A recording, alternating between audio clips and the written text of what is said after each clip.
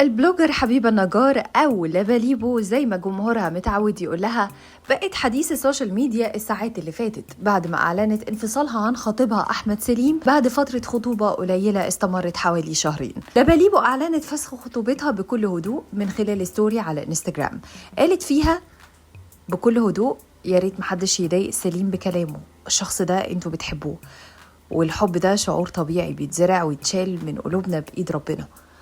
وكملت حبيبة كلامها وقالت قضاء ربنا تقيل بس لازم نسلم بيه، أنا بحترم إنه كان صريح وصارحني، ممكن تكون نظرة حد حسدتنا أو أذى لسه ما اكتشفناهوش، أنا لحد دلوقتي مش قادرة استوعب اللي حصل.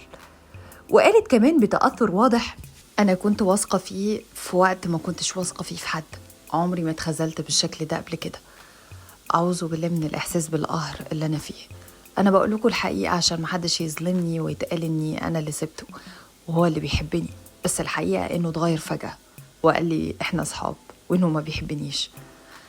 لو حابب تعرف أكتر، فحبيبة وسليم احتفلوا بخطوبتهم في يناير اللي فات بعد ما اشتهروا بفيديوهاتهم الكوميدية على السوشيال ميديا، وكان في حضور كبير من البلوجرز والمشهورين اللي شاركوهم فرحتهم. الكل كان فرحان إن أخيرا سليم قدر يكسب قلبها بعد سنين حب كان بيظهر في كل فيديو بيجمعهم مع بعض هو وأصحابه. السؤال دلوقتي، تفتكروا ممكن نشوف لباليبو وسليم في فيديوهات مشتركة تانية مع بعض زي ما تعودنا عليهم قبل وبعد خطوبتهم، ولا فسخ الخطوبة هيغير خطتهم؟ خلينا نشوف.